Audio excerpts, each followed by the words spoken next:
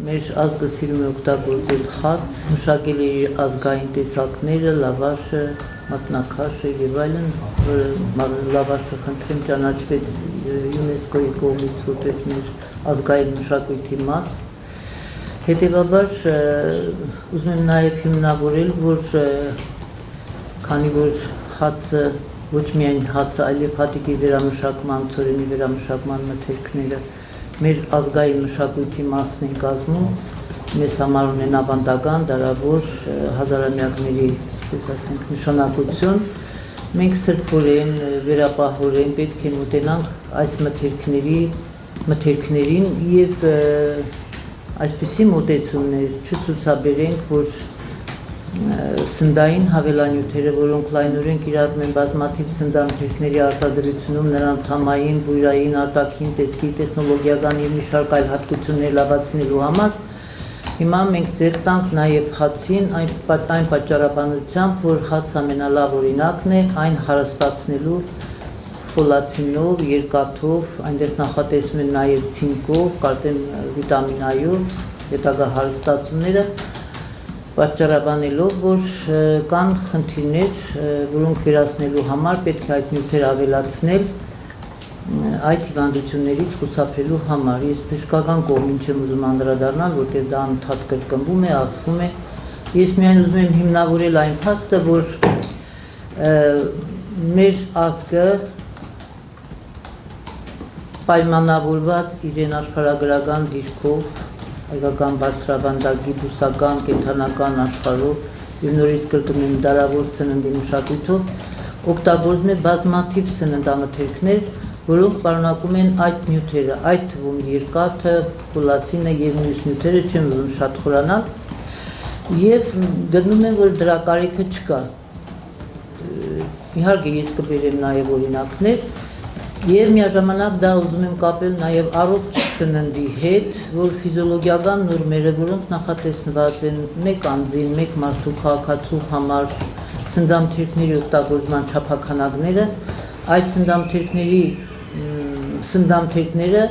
բավարար են, բավարարելու մեր օրգանիզմի օրեգան պահանջը կալորիականության նկատմամբ, ինչպես նաեւ հանքային, վիտամինային եւ այլ նյութերի քանակ։ Այդ ցուցակի մոտ կա հետագայի մեր ցանկացողներն են, ես կարող եմ ասել, թե մարդ օրեգան չքան հաց օգտագործի, մակարոն, ընդեղեն,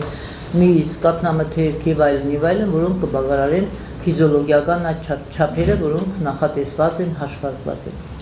Բացի դրանից ուզում եմ ասել, որ այն մարդիկ, ովքեր տառապում են տարբեր հիվանդություններով, այդ թվում շաքարախտով, բազմաթիվ հիվանդություններով,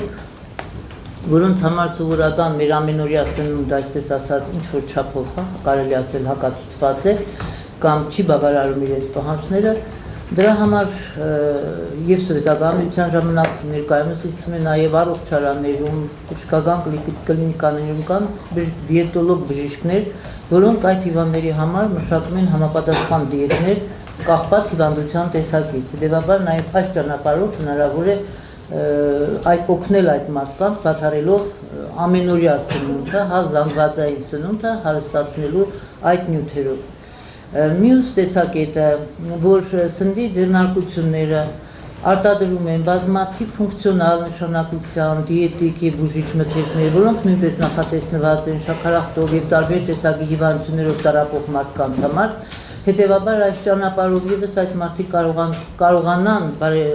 վերցնել այն օգտագործել այն սննդամթերքները,